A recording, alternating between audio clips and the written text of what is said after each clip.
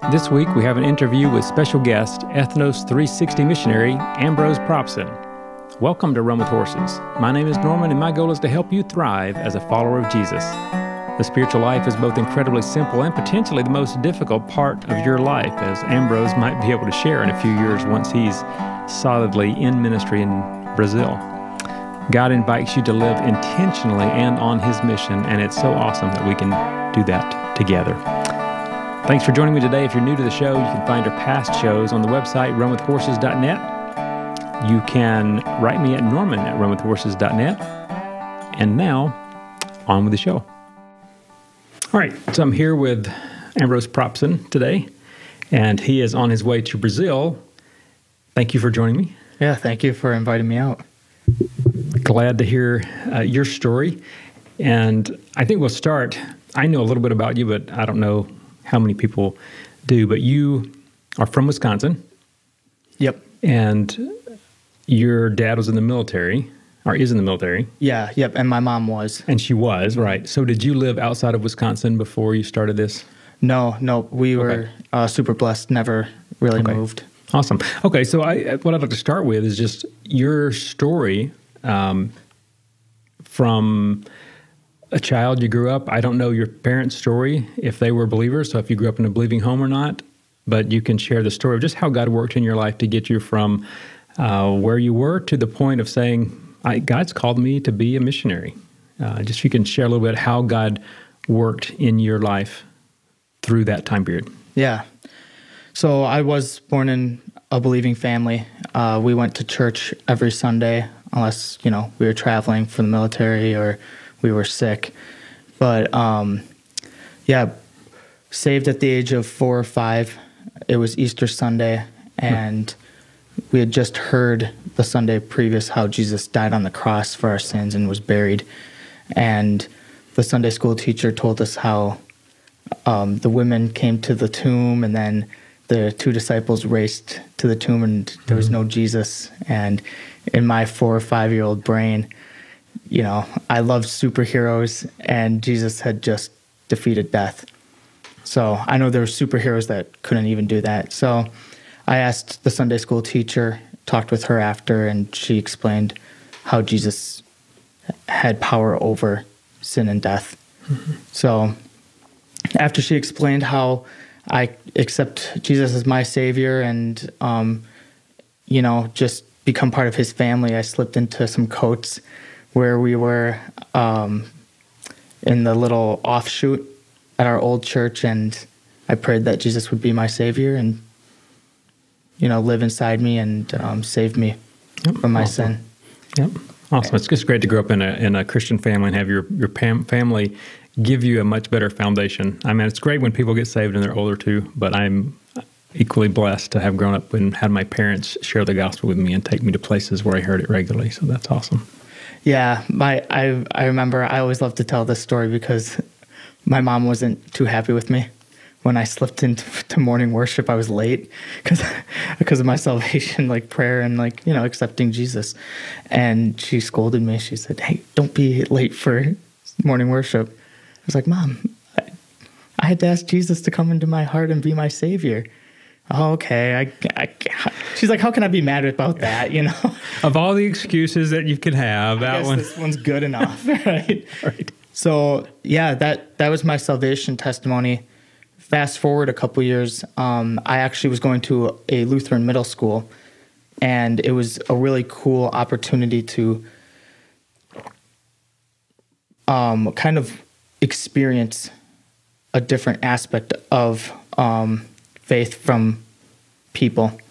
Going through the religion classes, I would mentally think, okay, I believe that. I don't quite believe that. And one of my favorite things was we would have to memorize the Lutheran catechism.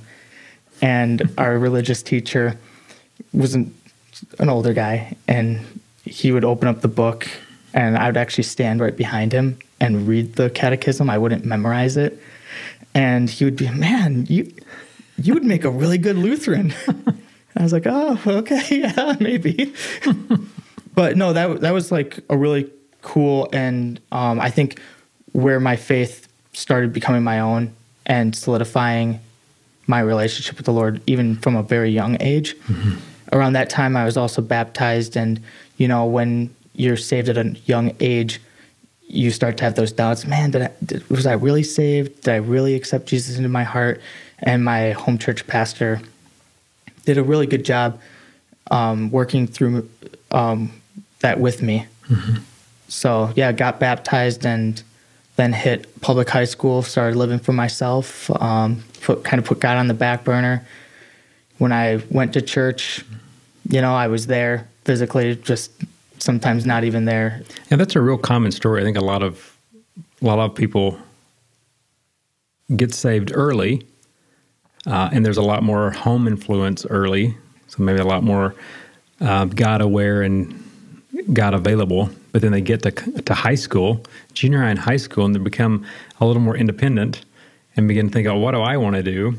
And it seems like a lot of relationships with parents get strained. And why do you think it is? Why is it that during that time period, so many of us, because I would say my story is similar, and I got saved early, but then get into high school and just kind of drift away a little bit. Not that you'd leave the faith or anything like that, but you just kind of drift away.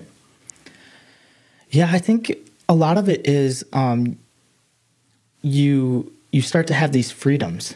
You have a car, so your curfew's out later. You're starting to become your own person. Even like the early years of college, some Christians experience that, and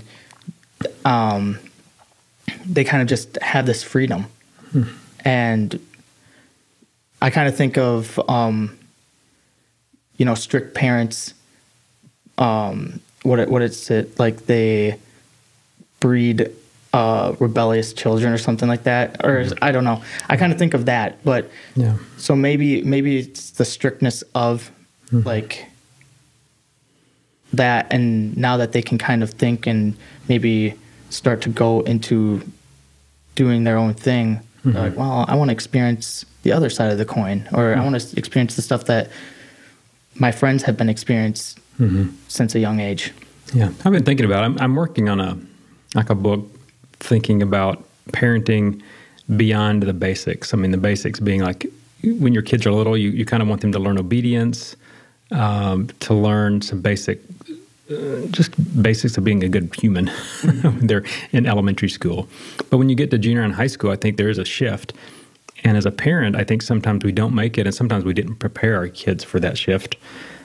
But as you become a young adult, you do have to begin to take responsibility for your own spiritual life. And sometimes like a really strict parent doesn't allow that because they're afraid their child might make a mistake. Yeah. So they don't allow them to ask questions, or they don't give them a space where you can safely ask anything and nobody's going to be mad at you, or you can disagree, or you need to begin to learn to think for yourself. And I think that's, in my life, I just think I didn't have a lot of conversations in the home that would have been healthy to have in the home first. I had them out in the world first. And some of them not until college. You don't begin to think about some things. So I've tried to do differently with our kids, and I gave them good books to read going through high school. And I don't always agree with the book. I'd give them a book to read that I thought, well, there's half of this is good, the other half, it's kind of sketchy. I want to see if they catch that, and then challenge them. You have to be critical of what comes into your mind. And not only am I not going to block everything, I'm not here to safeguard your mind. You're the only one that can do that. I'm going to give you some things to think about that are not crazy way out there, but you need to learn to be discerning and say, hey, is that actually biblical? Is that what God said? Is that good? I try to have those conversations with our kids before they left. And I don't know how successful we were, but it is interesting how many people get to that high school years and some just walk away. I've heard of several people, their child got to 18th birthday, they gone. It's like, that's the worst. I mean, to me, that's the saddest, because that just tells of a relationship that was not there at all. But to have some that just kind of drift away from the faith too. But, yeah. Anyway, as you were. Yeah. Yeah. So I was just thinking, but so yeah, I at the time I was going to a Bible camp here in Wisconsin, and from third grade all the way to first semester going into college, and man, the Lord put some awesome guys as my counselors for those final 4 years during my high school years. Ones that really challenged me, taught me like discipline, biblical discipline too. And then one of them, my last one, still a lifelong friend. You know, I thought I'd never see him again, and when I got to the Bible school, there he was in the back cooking, and then we're still really close. Yeah, that's cool. Yeah, it's good to have those relationships that God brings into your life that really help you along the way. Yeah, it was going into my senior year, I believe. So my second to last counselor at camp that really spoke into my life. He was the one that was very into like discipline and, you know, being disciplined. And my senior year was different than my freshman and sophomore and junior year. I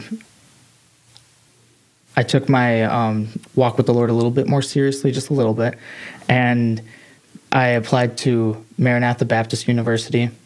I was going there to play football. You know, that's the only reason I wanted to go, because I figured I could make the team. And 2 months before I graduated, they called me and they said, "Hey, we're disbanding our football program. Did you still want to come?" Yeah, you're the only school I applied to, so I guess I'll still come there. And it was really cool. It an hour and a half away from home, which had its difficulties, but it really taught me what it meant to serve two masters. You know, during the week down there at Maranatha, I was Bible School Ambrose, and then on the weekends after that last class, it was load up the car, race home, and hang out with the friends doing stuff that we did in high school. And it was middle of the semester, I heard this chapel that spoke on you cannot serve two masters, and it just felt like the Lord sent a right hook right to my stomach. And during that Thanksgiving break, I applied to Grand Rapids Community College, and I stayed with my aunt, uncle, and my two cousins there that were pretty involved in their church, and yeah, kind of just left Wisconsin. I had to leave like everything culturally that Wisconsin brings, and it was super good for me. I failed miserably at GRCC, Grand Rapids. There was no community for me there, so it was rough, but I applied to be a counselor at camp, and I got accepted for that. So that's, for me, that was a big turning point in my life. Man, I was like, if I'm going to counsel these kids, I need to know the Lord myself. Right. So I started reading my Bible every day, twice a day, for probably hours on end. So it was good. I also was going to go to UW Platteville to teach. I wanted to go for English, travel the world and teach English. So yeah, it's a pretty wild story, because it was actually at camp my second week that an alumni from the Bible school came and challenged me into going to the Bible school. He's like, "Oh, so what are you doing with your life?" "Oh, I'm going here. Gonna pursue English. I want to travel the world and teach English." "Well, have you ever thought about traveling the world and teaching the Bible?" "No." "No, never thought about that." And he's like, "Well, you should look into the school." And okay, you know, I'll pray about it, get off my back about it, you know. And I actually did pray about it for 4 weeks, checked it out. The website was pretty rough. It didn't look too appealing. I called my mom and my dad. My mom, you know, "Okay, honey, we're behind you, but really you're going into your third semester of college. You shouldn't keep jumping around." And my dad, "Are you sure you want to go here? This website, it looks pretty rough. Do you even know what you're going to be like learning?" I know I'll be learning 1 Corinthians. I know 1 Corinthians is a class, Dad. That's all I know. And he's like, are you sure? It's not even accredited. I'm like, this is what I'm feeling. So I was halfway through the application, and I had to go and do counselor duties. I got a call from the admissions people. Hey, today was our last day. We're actually closing it up, but you're halfway through. We'll give you another day or two. So that night I found the only 4G in my cabin and made some very quick calls, got that application done that night, got accepted that next day, and hit the ground running. A week and a half after camp was done, I was at Ethnos 360 Bible Institute learning about the Lord on a deeper level, on fire for him. And all right, so before we get too much into the training period, for those who are not familiar with Ethnos 360, could you just tell who they are and kind of what they do? Yeah, it's a mission organization that we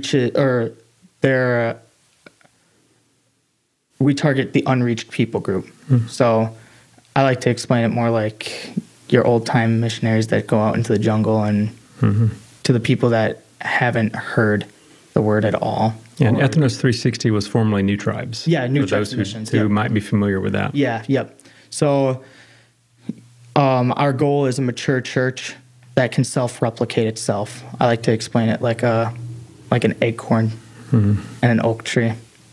So, go there, plant this church, watch it, help it grow, disciple the tribal church leaders that will eventually take over, pass the baton.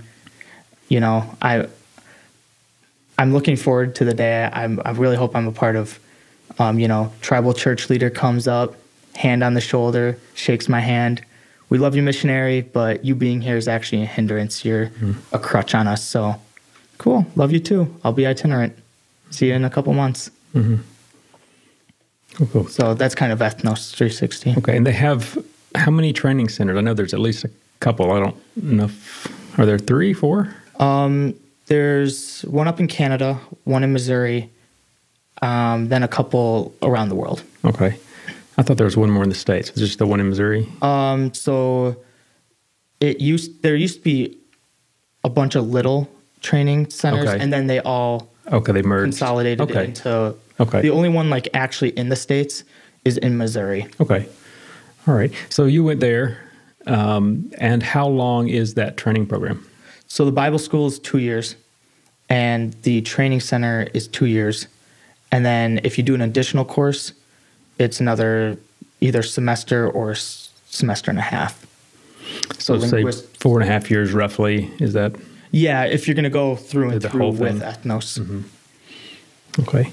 All right, so kind of give us a rundown. I know for me, my training time started before I went to seminary or Bible college. So I kind of, in my story at least, I was working on my bachelor's degree. Well, I finished my bachelor's degree, but I learned things while I was working on a bachelor's and a master's degree in horticulture and taxonomy and botany that very much fit under the training thing. God was teaching me things there. But then I went to seminary, and it's very specific. Now I'm intentionally joining with God in the training that I'm doing, where before he was training me. He's always working on us, but and I can see different phases throughout my training where I'm I think it probably is similar for a lot of people. Like in the beginning, for me, there were a lot of lessons I had to learn about how I need to follow God. So it's more internal, a lot of internal with me learning to apply it, and then learn what it means to share that with other people, to be more intentional about what does ministry look like. Particularly thinking about missions versus pastoring. There's overlap, but there's differences.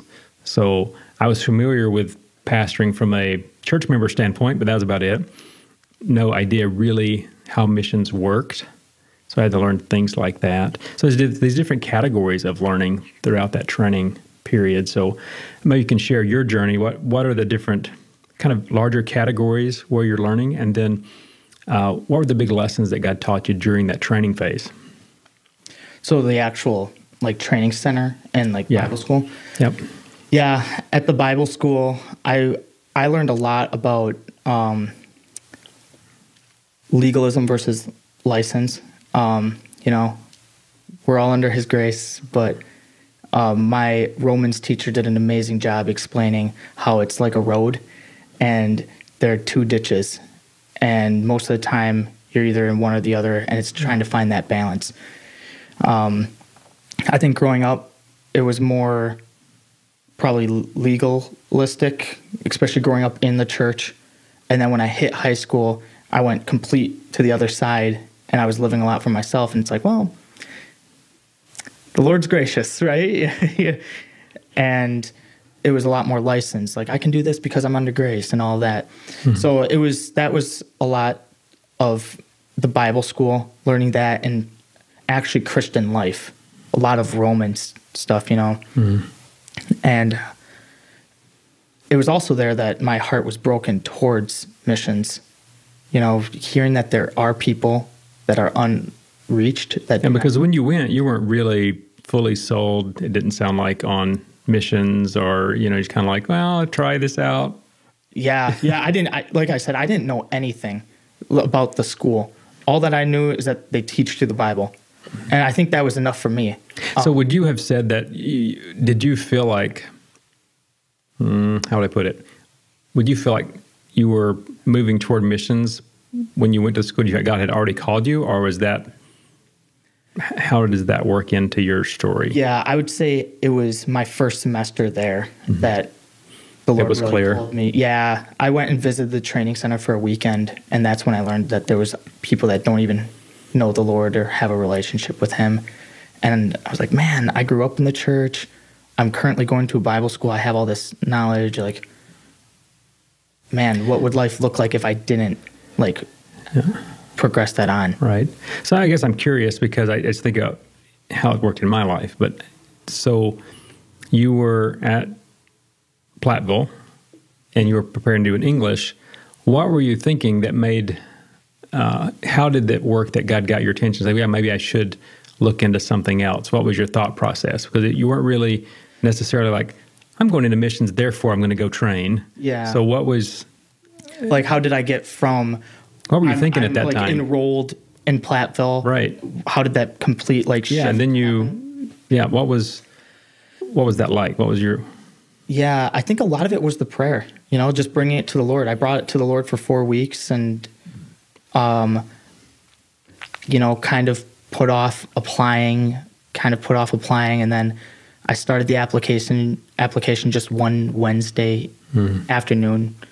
And then so did you say you just didn't feel like, it's like God's closing the door on Platteville? It's like, I need to do something different? I mean, how would you... Yeah, I think it was the fact that I had started the application and I only got halfway, and the admissions people called and they said that they would leave it open for me. Mm-hmm. And that's where I was like, okay, Lord, like, the application time is closed. Like, it should be done, but you're going to leave it open for me a little bit. I guess I'll apply. Like, I'll finish the application, and if it goes through, if I get accepted, then I'm going. It was kind of like that. If the fact that they were willing to work with me, the fact that it was like, oh, we will allow you to do this. Yeah, we're going to take a quick break, and then we'll be back to finish. Yeah. Okay, we're back. We're still thinking about training toward missions, specifically with Ethnos 360. So you arrived and began the Bible training, and then during this time period, you were there 4.5 years. Is that right? I was at the Bible school for 2 years. 2 years? Yep.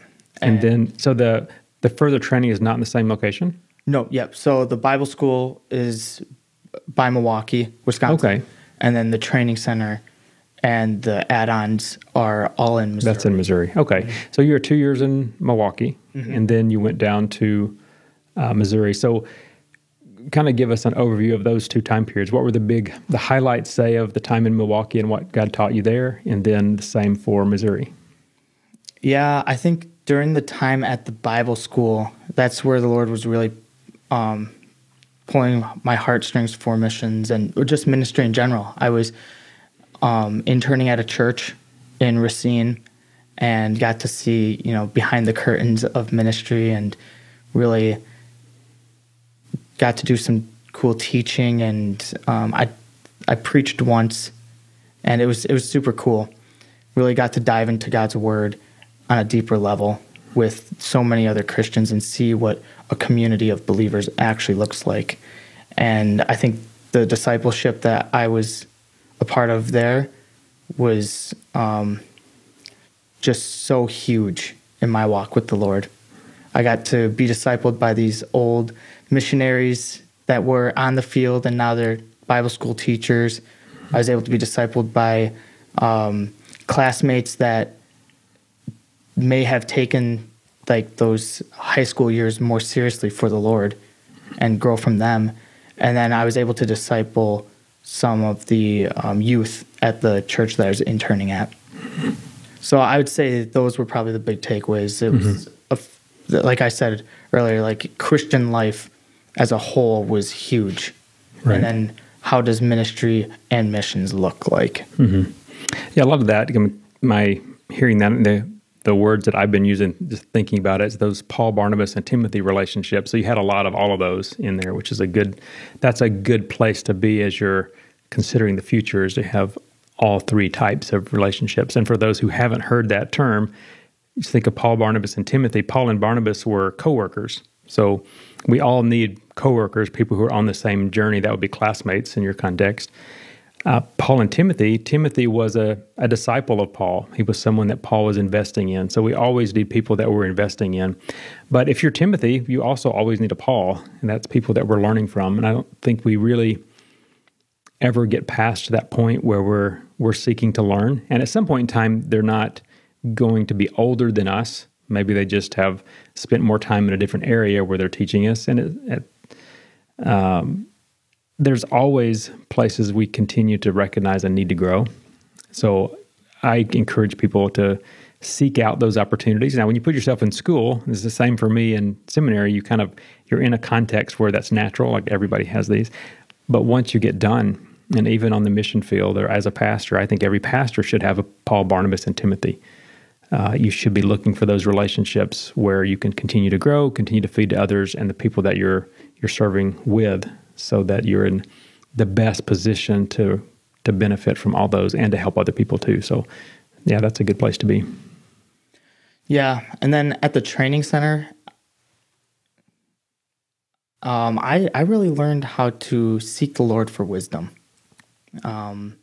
During that time, just get hit with all new terms, different classes, So real quickly, the training center, that you had the Bible foundation at the first part. The training center, kind of content-wise, what's the difference? What were you studying at the training center? Just for people who don't know. Yeah, it was more like culture and language learning classes, stewarding relationships, so like discipleship type stuff, practical spirituality, Christian living type stuff.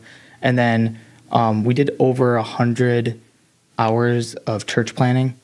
So our context is tribal church planning.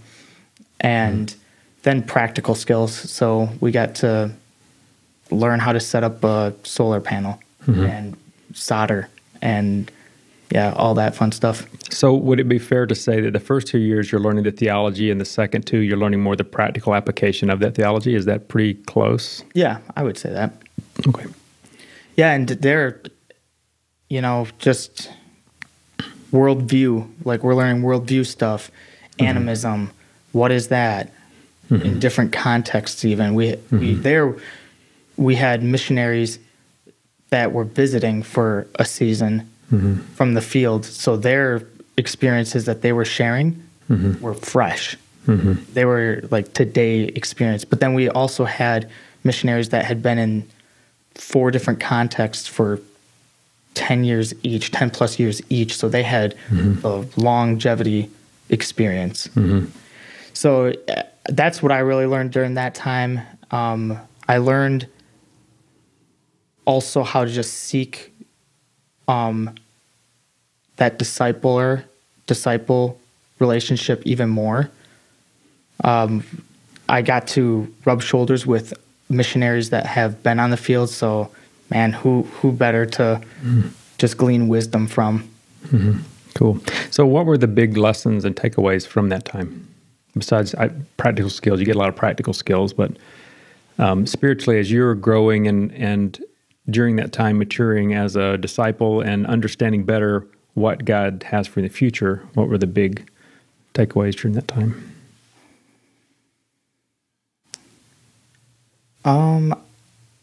I learned a lot during that time of God's endless pursuit of mankind and how he still is just pursuing mankind even when we don't pursue him, and how he faithfully does it. I think of all the times in my life where, I didn't faithfully pursue him, even though I was part of his family, but he still brought me back, and then I'm able to look around and see these very practical examples of God still pursuing mankind, even though they're not part of his family, and they're turning and maybe being even aggressive towards him. I think of the Old Testament and that. So I would say that I really think that was a huge part, and discipleship was huge down there. We were put into teams that had mentors, and then we each had personal mentors. So just, disciple relationships were huge. So at the end, you've finished 2 years Bible, 2 years of all the practical training. How well do you feel that it prepared you for your next steps? Yeah, I think it prepared me well.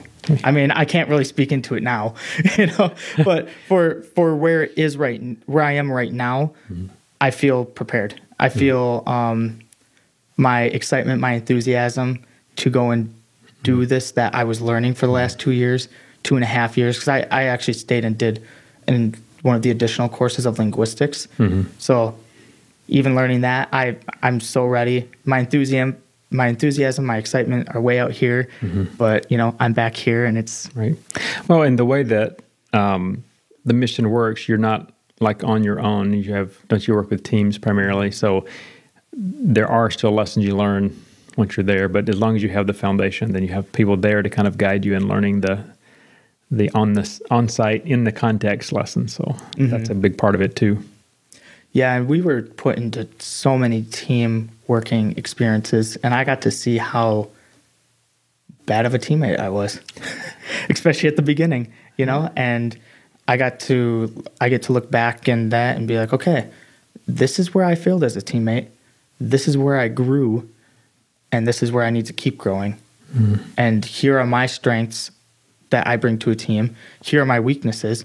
So when I start team forming, I'm not going to show off I'm not going to tell them hey, here are my strengths, No, I'm going to tell them my weaknesses and be like, hey, iron sharpens iron here. We're supposed to be edifying one another, supposed to be working as a team. Here's where I struggle. Want to help? Yeah, you want to help me lift some of this weight,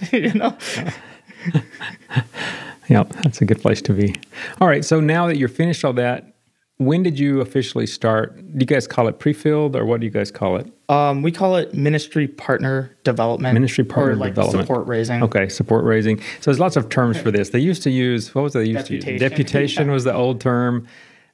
Pre-field was what ABWE calls it.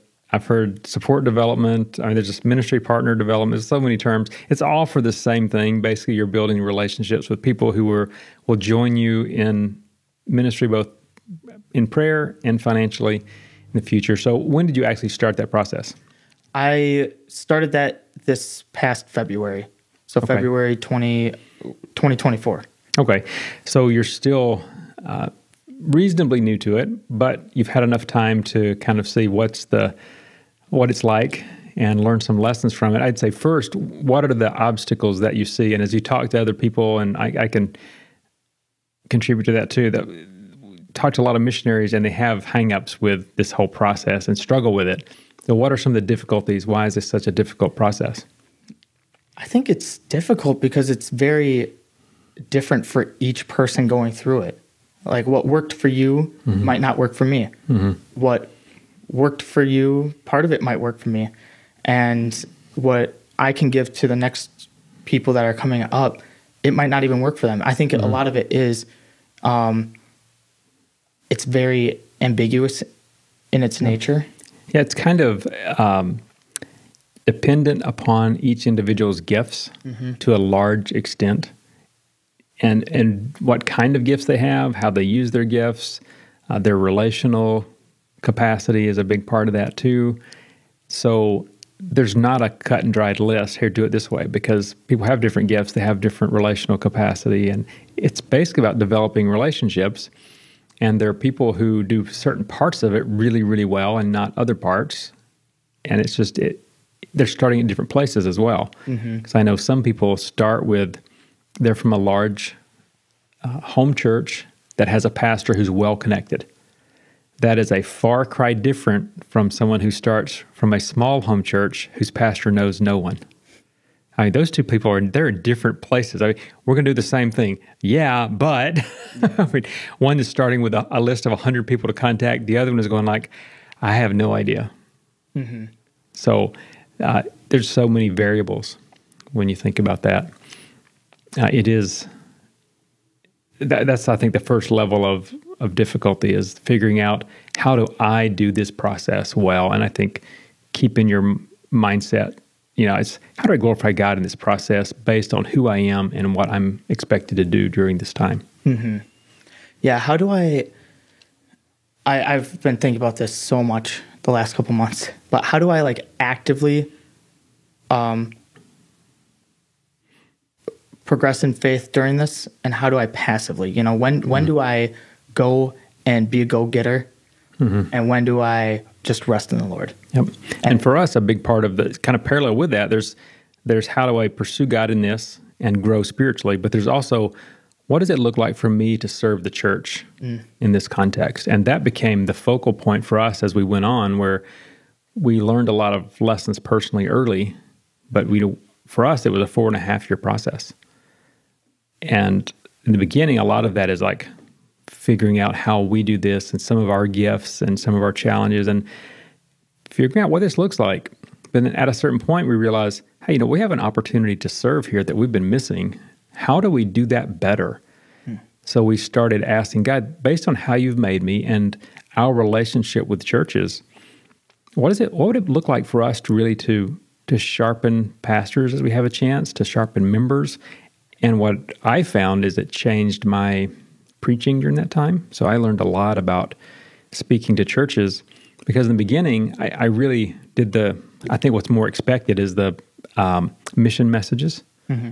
But after like 2 or 3 years into it, it's like I still could do the mission messages, but I started realizing that there's a lot of people in the church that the mission message they need is that God has given you gifts that you need to use here. You are a missionary here, and how can you do that well?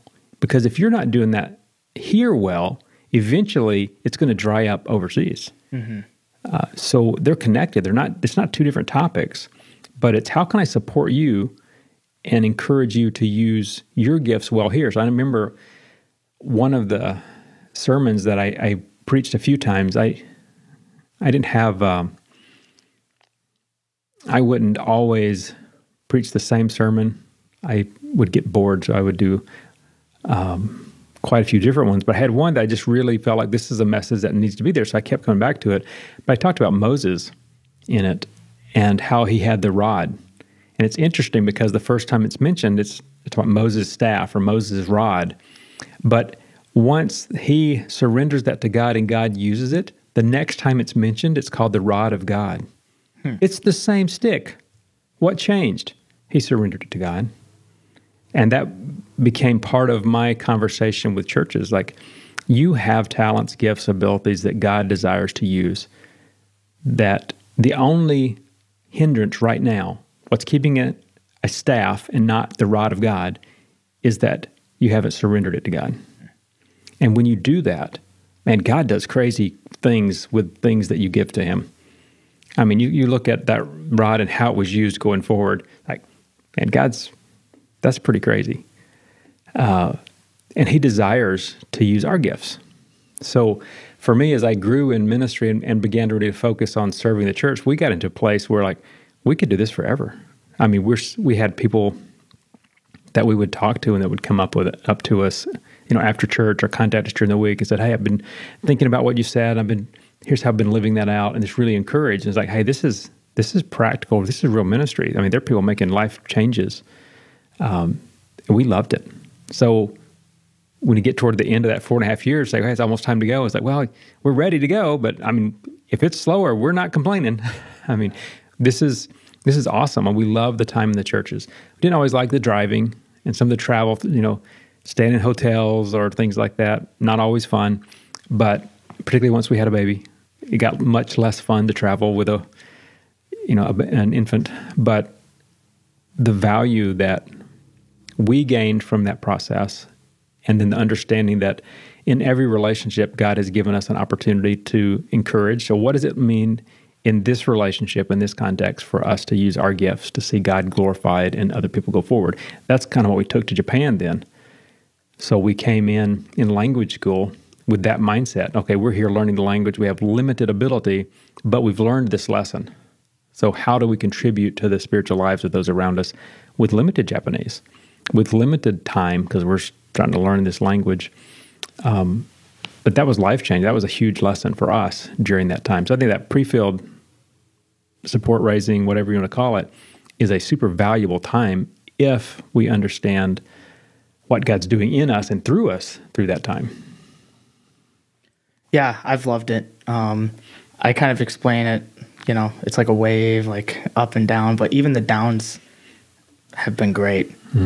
I think it's during the downs that's just me expecting more and not seeing how the Lord's been faithful through it.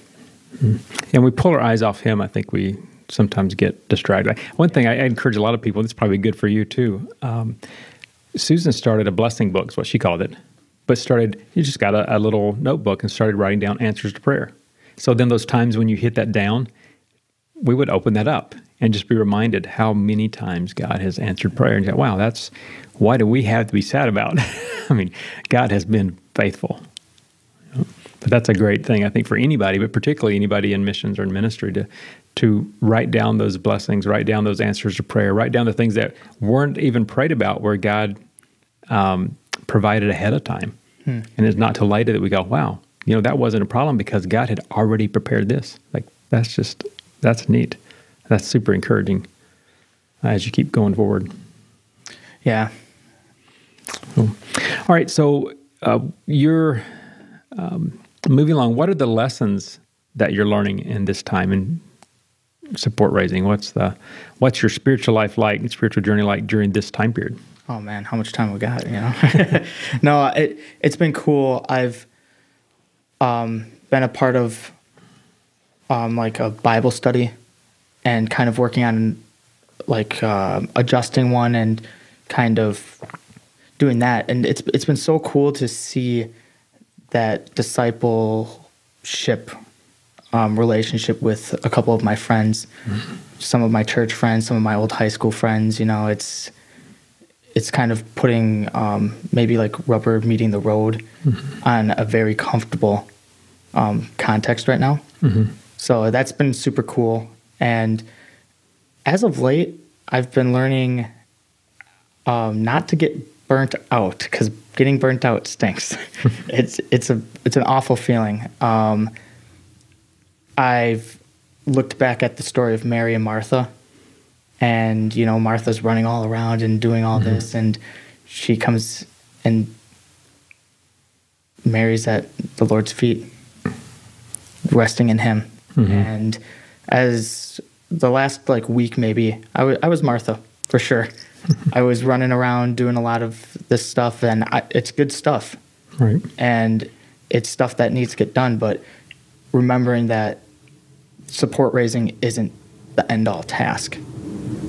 The relationship with the Lord is, and being faithful during that time, and finding the rest in Him is huge. Right. Yeah, it's often difficult to take a break when you're in ministry. And I think a lot of people, as pastors and missionaries, struggle with that. But to recognize, and some of it does go back to recognize He's the one that does the work. I can't do it. If I work more hours in a week, that's not going to save anybody. It's more hours in a week doesn't start a church. I have to rest in Him first and say, what is it that God wants me to do? What is a good stewardship of my time and my resources and my energy? And I want to do that to the best of my ability. But there's a point where I think a lot of certain personalities particularly just feel like, well, if I just did a little more, it would have worked. And some people feel really guilty. It's like, well, this didn't work and it's probably my fault. And if I just would have said that right, if I would have studied a little harder, if I would have worked a little longer, it's like, well, I mean, where's the sovereignty of God in this? It's like, and my wife is like that. She's the one she's real hard on herself, and she'll feel like, I sharing the gospel with this lady in Japanese, she didn't get saved. It's so discouraging. I think if I just knew Japanese better, if I would have studied more in language school, if I had another year of studying, it's like, well, wait a minute. I don't think God gave you enough authority to mess up His plan. I mean, to me, that's been something I've come back to often. It's like, God's not going to allow me to mess up what He's doing. He didn't give me that much. I'm not that important in God's plan. I want to be faithful, but God didn't give me that much power. I'm not that high on the chain in what He's doing. So I want to be faithful and be a good steward and recognize God's doing His work, and He's promised that He will complete it. And I think that allows us, if we recognize that, to step back and say, you know what, I need a break, and to take it. And sometimes feel like, well, I should be doing this. If I'm not here, would the work go on without me? Yes. I think I can take a break. I mean, even Jesus took time to rest, and He didn't need to. He was 100% God, right? And, He was also 100% man, but I have a feeling that He could have towed the line better than any of us when it comes to, do I really need to rest? But He still took the time to rest in the Father. And, now it's taking it from up here and putting it, in here and living it out.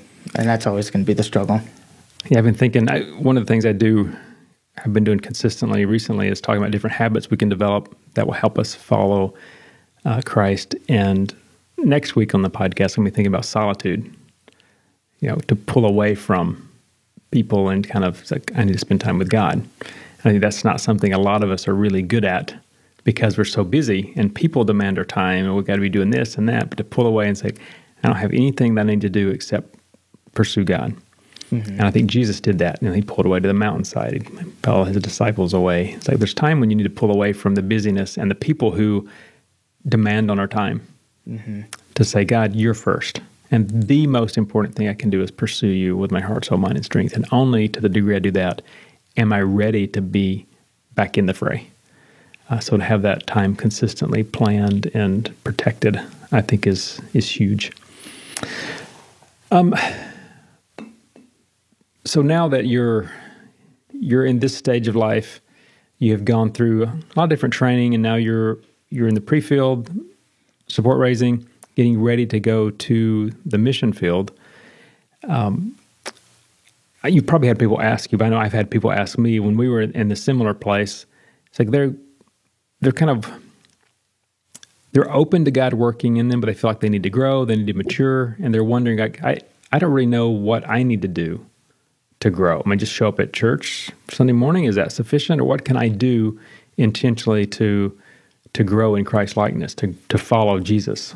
What advice would you give someone who says, hey, I'm interested, I'm open to what God has for me, but I know I need to grow, and I don't know how? I think my mind instantly goes to James 4, draw near to Him and He'll draw near to you. I think in any relationship, if there's not that, like that draw of you and me talking or you and me spending time with one another, there's going to be no growth. You invited me on this podcast and, to ask me questions because we have that relationship. You wouldn't just go to some random person on the street and be like, hey. I might. Yeah. I mean, you definitely would, but, most people wouldn't. So I like to always think, the Lord, like I said earlier, the Lord is constantly pursuing us, even when we're not pursuing him. So he's ready. He's there. Like he's not the one that's pushing away or drifting away. It's typically man that does that. Right. Yeah. So that would be my first advice. It's, strengthen that relationship with the Lord. So how do you do that would be the question. I would say start by reading your Bible and, having that deeper relationship with his word. The Bible, it's not a book, it's a person. That's what my mentor at the training center always said. And, I didn't like reading my Bible. I'm not a big reader. So my mentor at the training center would constantly be hounding me like, okay, how much reading have you done this week? And it's like, not as much as I should have. And he's like, well, remember, it's not a book, it's a person. It's all right. So that's what I would say. Start with the relationship with that person. And I mean, he lays it out perfectly in his story for mankind. It's as simple that a child can understand it, and it's as complex as, or that, I mean, we're never going to fully understand it. And part of that, too, is if you're reading and you don't understand something, it's perfectly okay to tell God, yeah, I don't get that. And I always tell people, yeah, tell him, so God, I didn't get that. Move on. Go to the next section. I mean, it's not like it's a one and done. Yeah, you don't say, I read that. No, it's an ongoing, I'm reading God's word, and I'm looking for God in it. So a lot of the things we're looking for is, what does this reveal about God? What he loves, what he hates, his character, all of those things. And there are passages that are hard to understand. I mean, even in the Bible, it says, Peter says, Paul writes some of this stuff. It's like, guys, he writes some hard stuff. Okay, I mean, even they said there's parts that are difficult to understand. But the life that we're supposed to live, those parts are simple. So how do we get to know God and make real-world efforts to live the life that He lays out for us? And particularly, advice I give is to just look up the one another's in the New Testament and say, well, how do I live that in the context of a church community? If you really want to grow, I think anybody would grow leaps and bounds if you take 1 year and say, this year I'm going to focus on the one another's, go through all of them, and I'm going to do intentional actions to live these out with my church community this year. You would be forced to grow, because a lot of those the words are small. They're easy to understand. But when it comes to doing them, you're going to realize, I'm not mature enough. I mean, I'm too selfish to do that. I don't want to do that. Okay, well, that points out we're not like Christ. So how do we grow? Then how do we practically live that out? So it is spending that time with God, recognize who He is, and it's time praying to Him and sharing with Him. God, I don't know how to do this. That's a legitimate prayer. So what does He say? Ask for wisdom. He wants to give you that wisdom. And then the third one is with the church, with other people. Yeah, I mean, I know. I love the book of James, so I'm going to keep going back to it, but be doers of the word and not hearers only. Well, you could also, within reason, maybe reword that to be doers of the word and not readers only. It's one thing to get to know the Lord and have that relationship with Him, and then it's another thing to pass that relationship on and live it out. Even in a brother and sister in the faith context, edifying one another, sharpening, doing all that. Right. Cool. All right. Well, thanks for joining me today. Glad to learn more about you. Look forward to hearing a good report when you come back for your first furlough. Yeah, thanks. Yeah, I appreciate it. All right. Thanks.